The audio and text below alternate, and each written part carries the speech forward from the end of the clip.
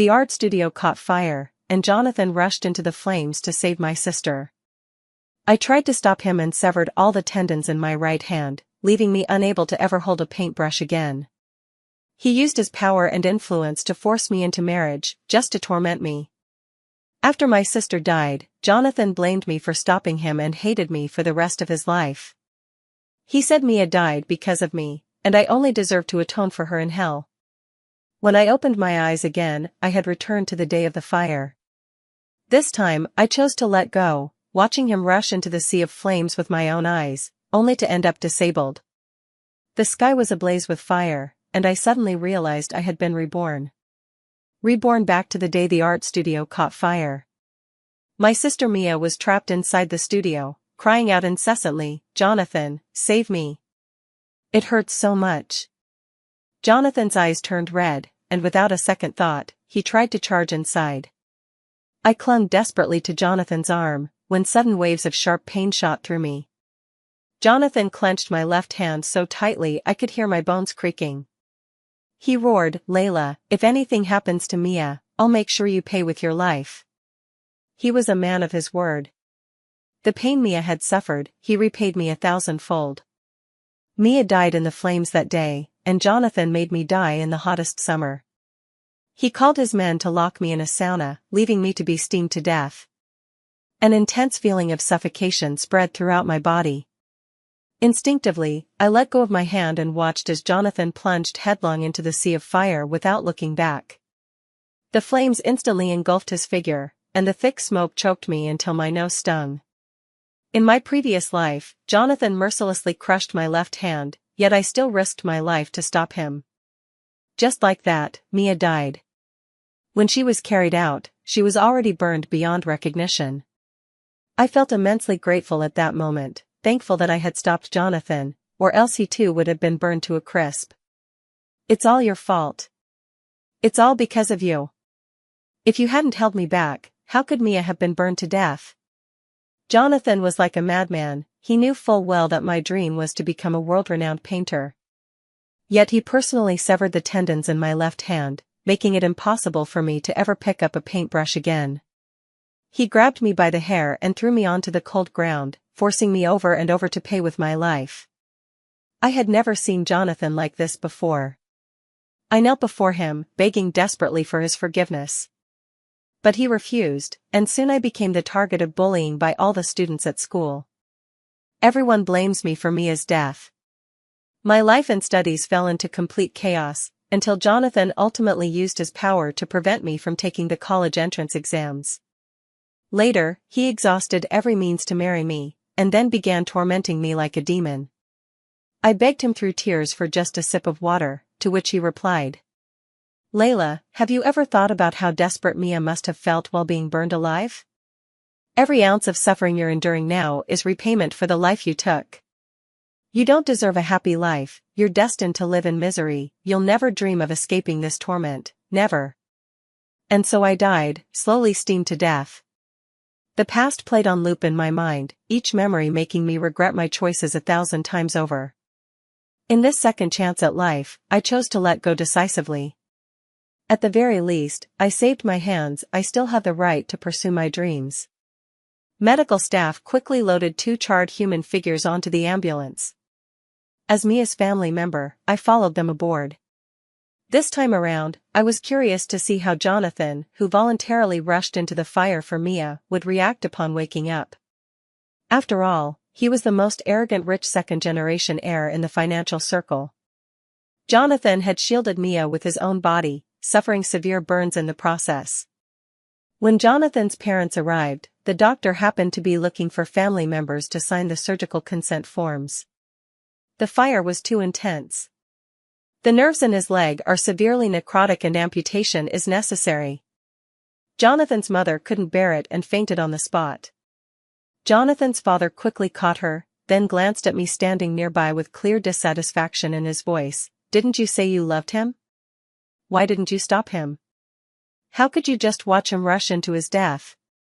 You've disappointed us terribly." I struggled to suppress the smile forming on my lips. I did try to stop him. He wouldn't listen to me. What else could I have done? Besides, I'm not your daughter-in-law. I have no rightful position to control him. Jonathan's true love is someone else, he willingly sacrificed himself for that person. No one can interfere with his personal will. Jonathan's father was well aware of his son's private life and couldn't bring himself to say anything more. He could only continue discussing with the doctors whether there was any chance to save Jonathan's legs. In the end, both of Jonathan's legs had to be amputated. Seeing Jonathan's miserable condition filled me with indescribable satisfaction. Just then, a nurse approached me. "Are you Mia's family member? Your sister is attempting suicide, come quickly." I followed the nurse to Mia's hospital room.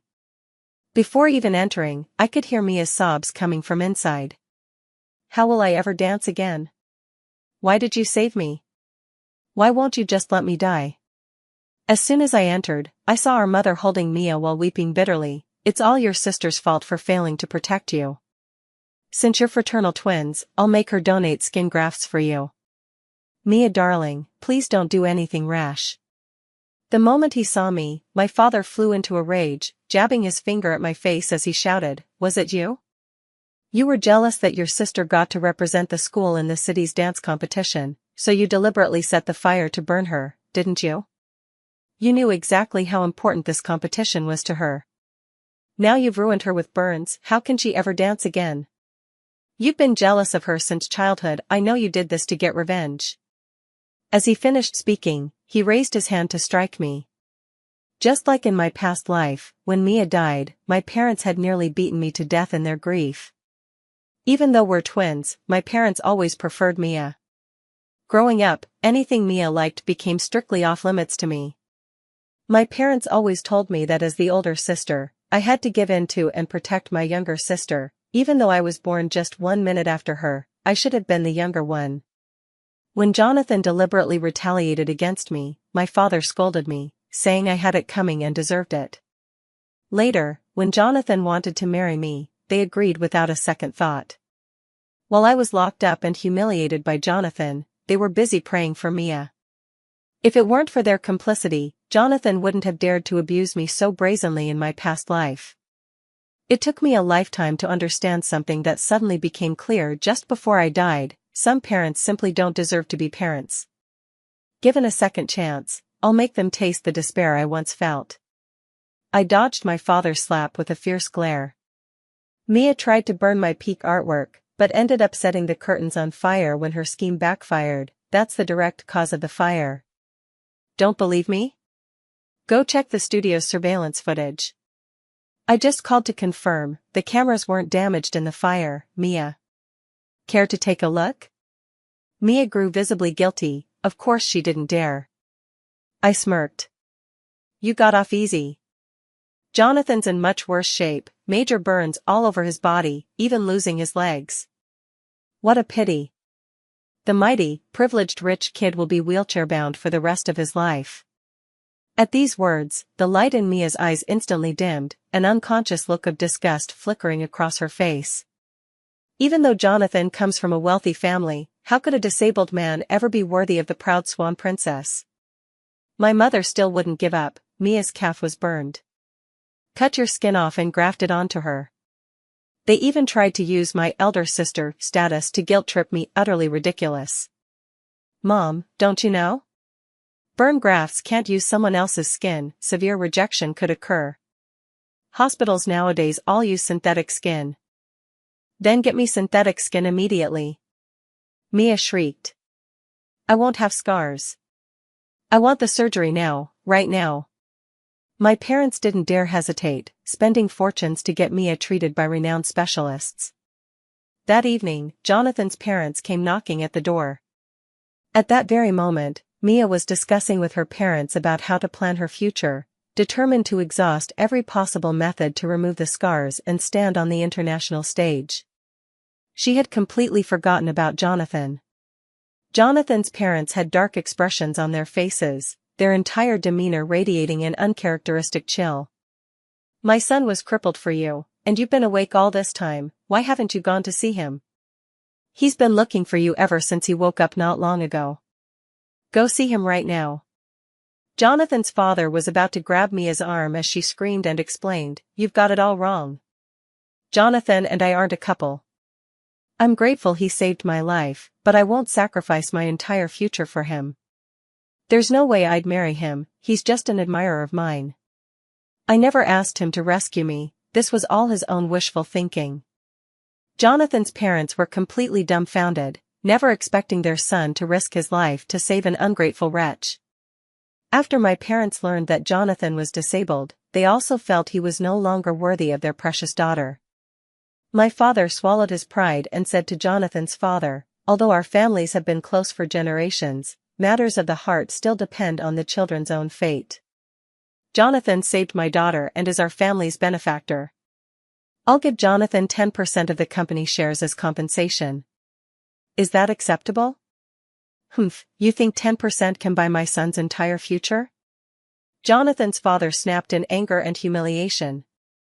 I had seen enough of this drama and spoke up with tears in my eyes, "My sister harmed Jonathan. As her older sister, I'm willing to apologize on her behalf. May I come with you to see Jonathan?" Jonathan's father looked surprised. "Although you two look somewhat alike, the elder sister has a kind heart while the younger is venomous as a snake, she doesn't compare to you in the slightest." Really? I distinctly remember in my past life Jonathan's father pointing at my nose and cursing me as the wicked woman who killed her own sister. How laughable that this accusation has now fallen upon Mia instead. Truthfully, I didn't come to apologize, I just wanted to see Jonathan's misfortune. He lay quietly in bed, smiling when he saw me. "Mia, you've come." Mia has a mole on her cheek, while I have a teardrop mole at the corner of my eye. Jonathan's smile froze on his face after recognizing who had arrived. "Why is it you? Did something happen to Mia? Why hasn't she come to see me?" I stood by the bed looking him up and down. "Mia's fine. She just doesn't want to see you." Jonathan paused briefly before finding an explanation. "She's always been timid, must have been frightened. My parents never liked her much. She's probably worried they'd blame her, that's why she's not coming. Must be true love then, for him to be this outrageously foolish. Ignoring his physical pain, stubbornly making excuses for Mia, how touching. Mia said you're just ordinary friends. She's grateful for saving her life, but she won't marry you." Tears welled up in Jonathan's eyes as he stood on the verge of breaking down. "Layla, stop trying to drive a wedge between us. My Mia would never say such things. We made a promise to spend our lives together. She already accepted my confession, she would never do this. Layla isn't lying. Mia really doesn't want you anymore." Jonathan's father mercilessly cut him off. "I knew she was a bitch all along. You've loved the wrong person." Jonathan couldn't possibly disbelieve his father's words. I saw shock and regret flash across his face. But that was nothing, his spirit had always been strong, and what I wanted was to utterly crush him. "Do you know why she abandoned you?"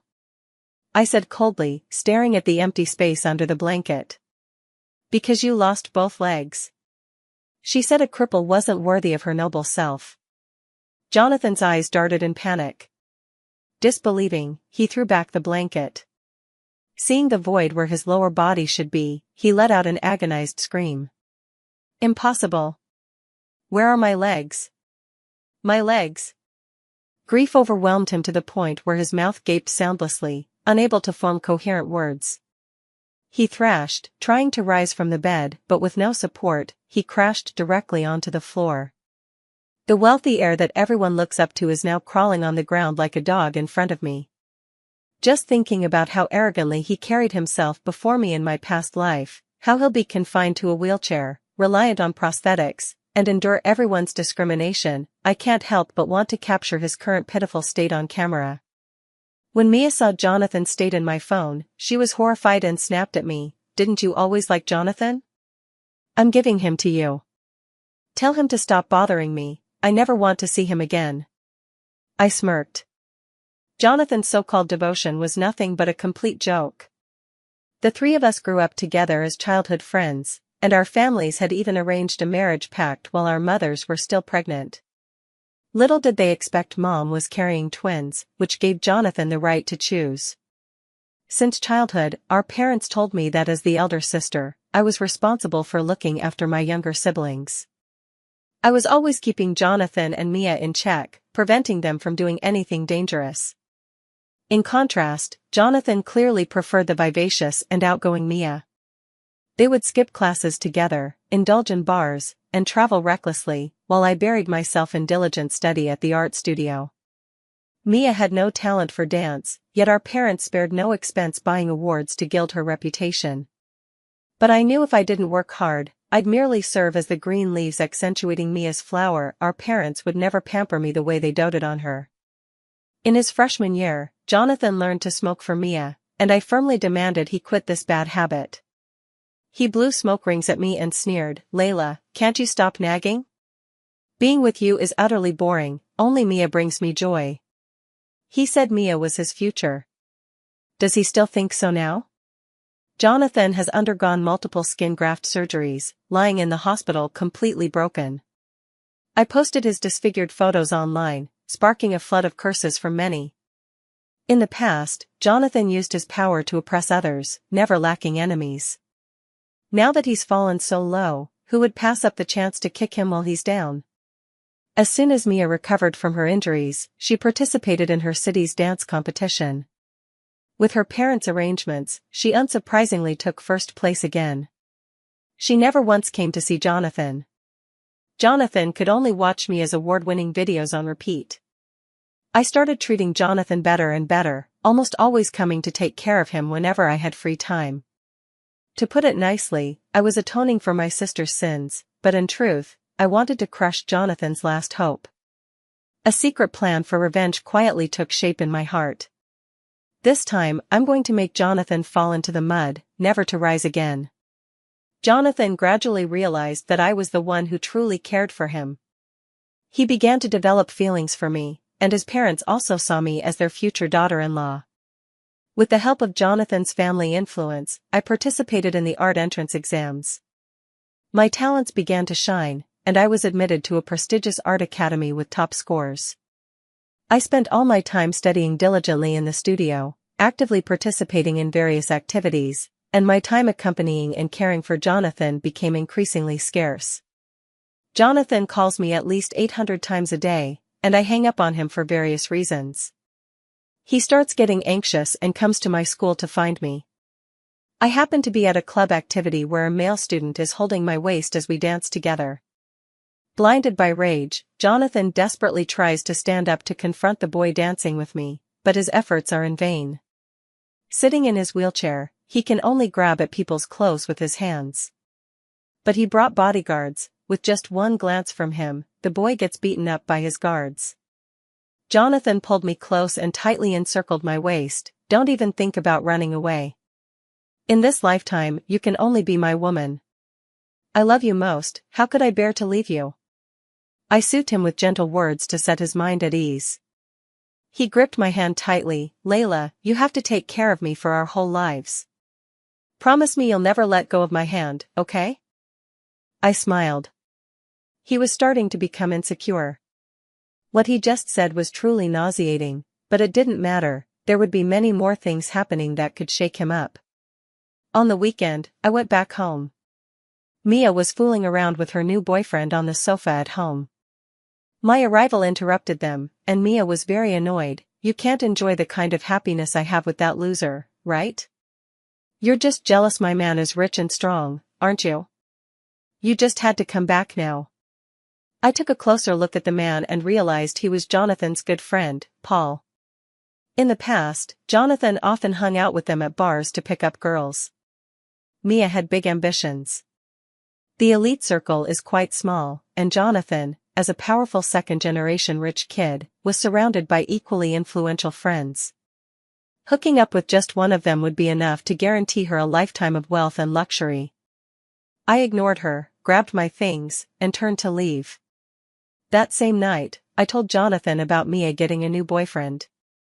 He was visibly stunned, then with reddened eyes, furiously cursed Mia and Paul. Jonathan then hugged me and cried bitterly. pleading in a desperate tone, "Layla, you're really the only one I have left. You're my emotional anchor, my hope for rebirth. Please don't leave me, don't be like Mia, or I'll go mad, I swear. I love you." I gently caressed his cheek, letting his tears dampen my hair. Did he truly love me? I was just a substitute in his life, a caretaker shouldering responsibility for him. He feared ending up with nothing, and I was his safety net. The most absurd part was he knew exactly how love should feel, yet chose to use it as an excuse to emotionally manipulate me. He's such a hypocrite. Everything about him makes me sick. Vindictive Jonathan would never swallow this insult. Just as I expected, Jonathan started inciting his parents to target Paul's family corporation. Within just 2 months, the market value of Paul's family business dropped by 40%. To make matters worse, Mia and Paul got into a car accident while traveling. My parents called me, "Your sister's leg is in a horrific state. The doctor says she needs another skin graft surgery, the affected area is too large this time, and the procedure will cost over $1 million. For our family, what's a few million? Saving your sister's leg is the priority, we must do it, and get the most expensive, best treatment available." Mom hesitated visibly. "You've been away and don't know, the company's in trouble. We've paid massive breach penalties. Your father and I don't even have 10,000 left between us now. Layla, aren't you dating Jonathan? His family's rich, go beg him immediately. Whatever it takes, we must get the money to save your sister. What if Jonathan asks me to die for it?" I clung to the faintest shred of hope in them still. In my past life, maybe they didn't know Jonathan wanted me dead? If they had known, they would have tried to save me too, right? Then just go die. Mom's shrill voice made me chuckle coldly. In their hearts, I wasn't even as important as Mia's legs. When they needed me, they squeezed everything out of me, the rest of the time they'd rather see me dead. They never treated me as human at all, so why should I cling to this last shred of familial affection? I understand, Mom. Mom told me to pay for Mia's surgery, and I obediently complied. When the bandages were removed, what lay on Mia's legs were nothing but 2 pieces of fish skin. Mia let out a scream like a slaughtered pig. Who did this? Mom and Dad were also stunned, turning to look at me. "Layla, you bitch, how could you do this to your sister?" Upon realizing it was me, Mia lunged at me with claws bared. "Layla, you bitch, you've ruined my life. How am I supposed to live now? I'll kill you." Looking at her contorted face, I feigned sorrow. "How can you blame me?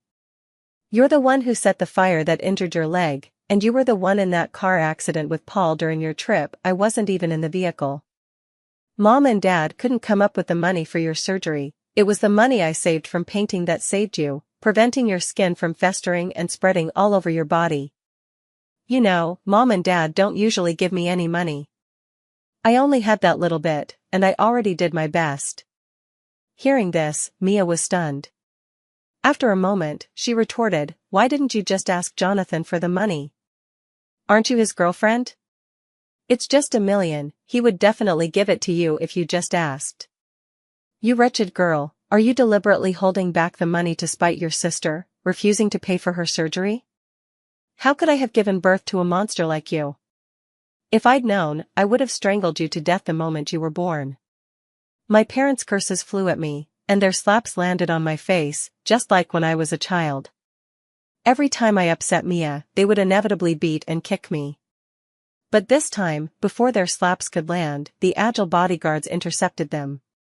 Jonathan was pushed into the ward in a wheelchair, yet still exuded arrogance. "Of course I can give Layla money, but if it's to save you, I won't give her a single cent.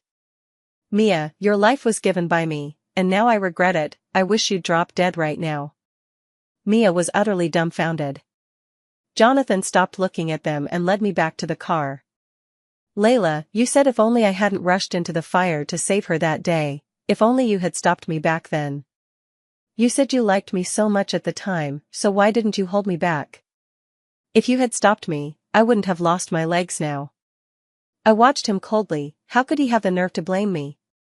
Mia is the one you loved most. All of this was what you begged for, Jonathan. There's no undo in this world. You must face the consequences of your mistakes. I refused to engage with him further, so Jonathan channeled all his hatred toward Mia. Mia was expelled from school, and my parents came to me, hoping I could persuade Jonathan to let go of his grudge. The next day, my father's corporation went bankrupt. They wailed in despair, and I could only shrug helplessly. Well, I tried to reason with him. Jonathan wouldn't listen to me. I can't interfere with his family's business affairs. But don't worry, I'll find a way to earn the money for my sister's surgery. Hearing this, my mother looked at me with sudden hope. Really? How can you manage that? I took out the flyer and handed it to him. It read, National Art Competition Seeking Rising Stars. After reading it, my mother tore the flyer to pieces. What kind of time is this?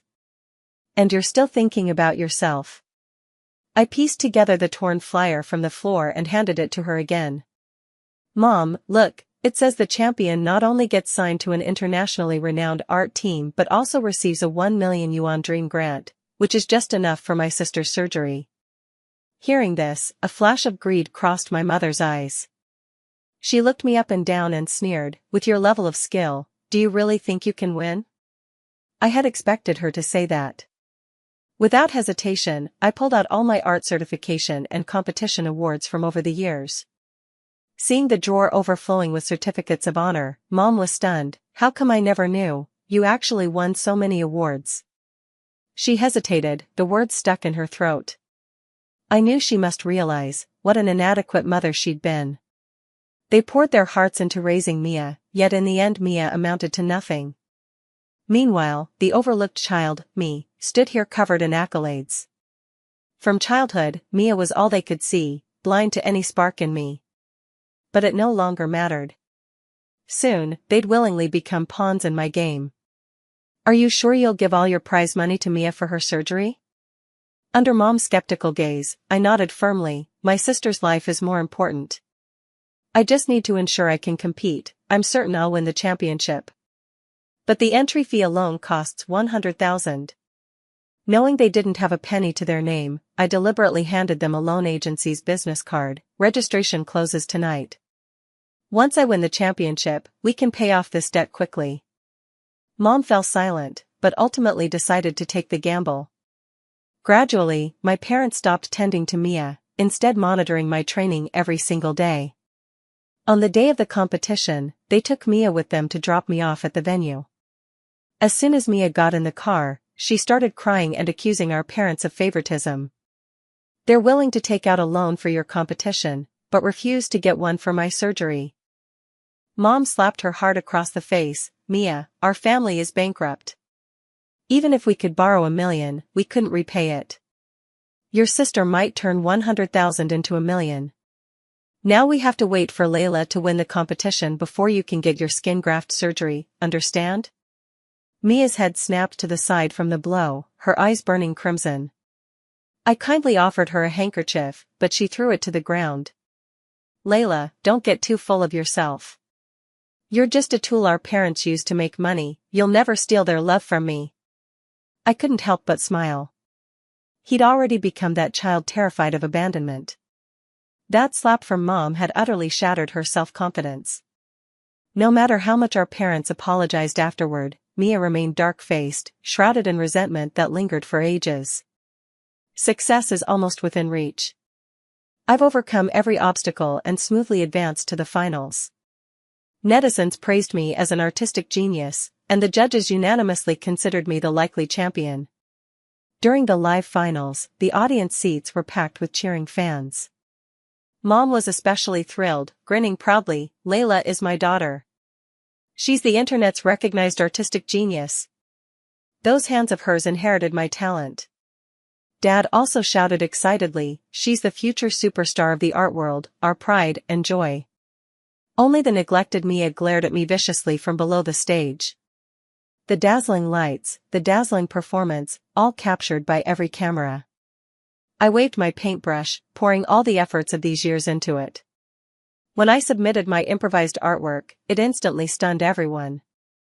As my painting was displayed on the big screen, thunderous applause erupted from the audience. Unsurprisingly, I became the final champion. But just as the host announced my victory as the competition winner, the venue's doors were abruptly pushed open. Jonathan appeared, surrounded by bodyguards, and roared furiously, "Who allowed you to come here and compete? The competition winner signs a contract with an international team and must stay abroad for long-term development. Are you trying to leave me without a word?" I looked at him with a hurt expression. I just wanted to earn my sister's surgery fees. Mom and Dad begged me to do it. These words ignited Jonathan's fury. Mia is your daughter, but isn't Layla too? All these years you've been draining her dry, even taking her competition prize money for Mia's surgeries. You don't deserve to be her parents. I won't let your scheme succeed.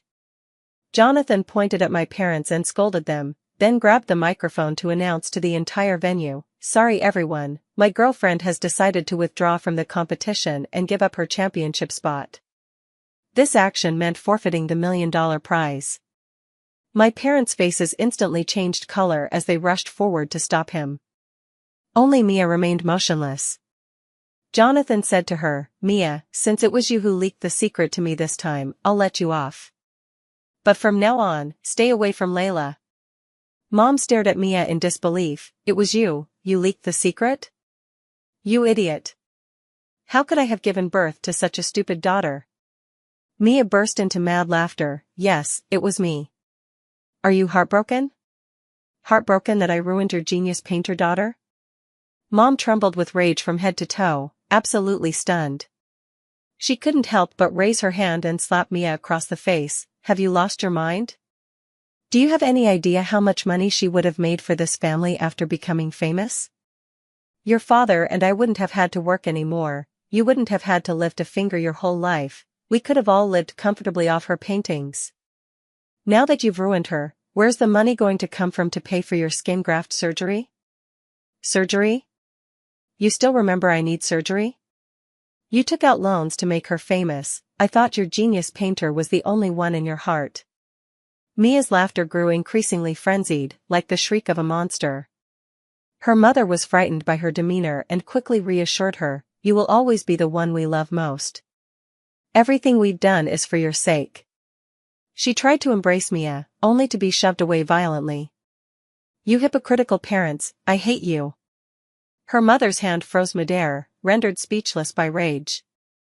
Dad couldn't help but yell out, "Mia, your mother and I have coddled you since you were little, we've done everything to fulfill your every wish, and now you actually call us hypocrites? Have you no conscience at all? All this is because I'm prettier than Layla, sweeter-tongued than her, and I make you look better when we go out together. Now that I've become useless, you've seen Layla's talent and want to pamper her instead. You'd love to throw me away like trash, but I'm telling you, don't even think about it. I'm going to destroy Layla, destroy all your hopes. You don't deserve to be parents, you never did." Mia was hysterical, and her mother fainted on the spot from shock. Her father hastily called an ambulance, leaving the scene in complete chaos. Meanwhile, I had already followed Jonathan off stage. Everything that happened today went exactly according to my plan. Favoritism from parents, a deranged disabled sister, an extremist boyfriend. Each of these sensational aspects about me alone could become headline-grabbing bombshells to captivate the public. Especially on this dazzling stage, they would help me attract massive traffic within just a few days. First, netizens were drawn to my talent, and then I would sympathize with everything that happened to me. It turns out I played this move right. Through this fully live-streamed competition, my reputation soared, and I became an overnight sensation. Countless art teams extended olive branches to me, and even galleries offered to fully fund a solo exhibition for me. My future is bright. Jonathan seized this opportunity to propose to me, and I agreed without hesitation. Watching him slip the diamond ring onto my ring finger, I knew the day I had been waiting for had finally arrived. Jonathan prepared a wedding that stunned the entire capital, inviting almost the entire city to attend. Thousands of banquet tables, with a grand hall spacious enough to hold tens of thousands of guests. Jonathan traveled abroad specifically to have a one-of-a-kind diamond wedding dress custom-made for me. The entire gown was inlaid with priceless diamond jewelry. Jonathan said he would make me the most dazzling princess on our wedding day. In my past life, I longed every day for him to cherish and love me, to give me a grand wedding. But what I received was his abuse and a tragic death. Delayed affection is cheaper than grass. With my own hands, I shredded the wedding dress he had custom-made for me and threw away the diamond ring he placed on my finger. On the day of the wedding, I packed my bags and sent a message to Jonathan, a man who lost his legs for another woman. How could he ever deserve me? Being with you makes me sick. Then I turned off my phone and boarded the plane without looking back. I had already accepted the prestigious offer from a foreign university. My life was just beginning. I wouldn't halt my progress for any scumbag. The tragic consequences of loving too bravely in my past life were still vivid in my mind. Jonathan, this time, it's your turn to become the laughingstock of the city. Taste the lash of love for once. 3 years later, I became an internationally renowned oil painter. My daily schedule was packed, frequently flying around the world to hold solo exhibitions. At an exhibition, I ran into a childhood friend who eagerly told me, "Your parents are now deep in debt from loan sharks, and the interest has piled up to an unpayable amount. On top of that, they're being targeted by the Jonathan family and can't find any work. They've been reduced to street beggars, struggling to even get 3 meals a day." Oh? I smiled. Not really interested. They're not my parents anyway. My friend was stunned for a moment before looking at me with sympathy. Others might not know, but I understand your parents' character better than anyone. They've always favored Mia since childhood and treated you terribly. They deserve every bit of their current misery. You have no obligation to support them in their old age. Hey, have you heard? Mia suffered several accidents in a row and couldn't handle the emotional whiplash. She developed severe PTSD, became completely lifeless, and has been institutionalized for long-term treatment. Seeing my indifferent expression, my friend changed the subject again. Your runaway bride stunt back then caused such a scandal. Jonathan became the laughingstock of the whole world. The media said he turned the city upside down searching for his missing fiancée. It practically drove him insane. All these years he's tracked down everyone who might know you. Of course he questioned me too. I deliberately hid your international artist name from him. He knows nothing about your current success. Honestly, Jonathan, he was never worthy of you. I shrugged nonchalantly. That's all ancient history. I won't let past hurts blind me to the future. No relationship is truly unbreakable, and no grudge is beyond settling. After all these years, I've long since let go. A friend raised a glass to me. Layla, your state of mind is so healthy now. I hope you never have to face those awful situations again. But things never go as planned. The next day, I received another call from the police station. They told me Mia had assaulted staff at the psychiatric hospital and escaped. I had no choice but to return to the country. On my way back to the hotel after giving my statement, someone grabbed me by the neck and dragged me into an alley. My heart skipped a beat the moment I recognized her face. Mia, it's you. At that moment, she looked like a madwoman, hair disheveled, eyes bloodshot. Her hands clamped down hard on my neck as she gritted her teeth and snarled, "You finally came back, Layla. I've been waiting for this day a long time. It's all your fault. None of this should have happened. I was the one who should have become world famous. You stole my future, Layla, you bitch. I'm going to kill you." She muttered under her breath and pulled a knife from her pocket. But unfortunately for her, having already endured a lifetime of suffering, I was no longer a lamb waiting to be slaughtered. I bit down hard on her hand with all my strength, instantly tearing her skin open. The intense pain forced her to stagger backward. Seizing the opportunity, I turned and ran, with Mia chasing after me, knife in hand. As I passed a fork in the road, a sudden oncoming vehicle blocked my path. Mia took the chance to lunge at me, but at the same moment, the car door swung open. A figure moved at lightning speed to shield me. Mia's knife plunged into their body. Finally, I saw the person's face clearly, Jonathan. Desperately, he restrained Mia and called the police. I watched them coldly, suddenly feeling the urge to laugh. Let them fight amongst themselves. Just as I was about to walk away, Jonathan suddenly called out to me, "Layla, one day after you left, I finally figured everything out. You stopped me from throwing myself into the fire back then. I was so happy, thinking I wouldn't have to be a cripple anymore. But the me from that world blamed all the mistakes on you. I tortured you like a madman. I deliberately locked you in the sauna, making you suffer the same agony as Mia.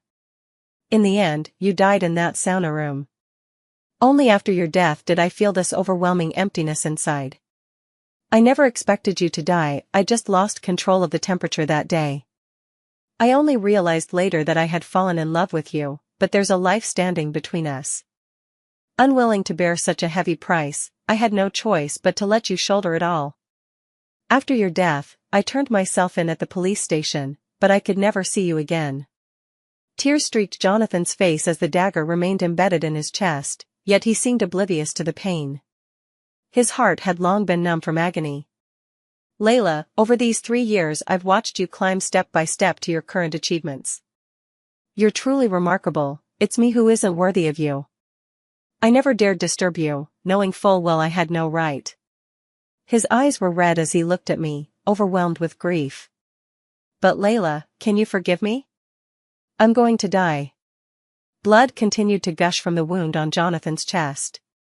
Gasping for breath, he collapsed to the ground after speaking. I remembered those days locked in the room, tortured while pleading for his mercy over and over. Yet he would say, "Hatred should never be forgotten." I replied indifferently, "I will never forgive you. Not even after you just saved me." Someone once told me, the murder of one's wife is a debt that must never be forgotten. Jonathan stared at me blankly, unable to utter a word. Police cars and ambulances soon arrived at the scene. The officers restrained the nearly deranged Mia. Jonathan was taken away by an ambulance for emergency treatment. The injury had reached his heart, and he passed away that very night. Mia assaulted staff at the mental hospital and, combined with previous charges of arson and the murder of Jonathan, was found guilty and sentenced to death by the court, to be carried out the following day. Once the little princess her parents doted on the most, she ultimately failed to give them even half a day of peace. In our past life, Jonathan tormented me endlessly for Mia's sake. In this lifetime, the two of them inflicted harm upon each other and met with tragic ends. Perhaps this is just karma, but it has nothing to do with me anymore. When I returned to China to hold my art exhibition, a pair of homeless people claiming to be my parents came to me.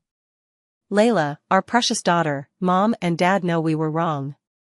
We backed the wrong horse back then. Please give us another chance, we'll cherish you properly this time."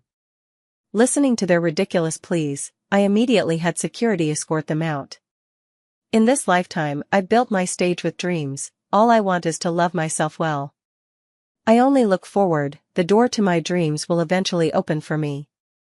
As for so-called love and family bonds, they can go to hell.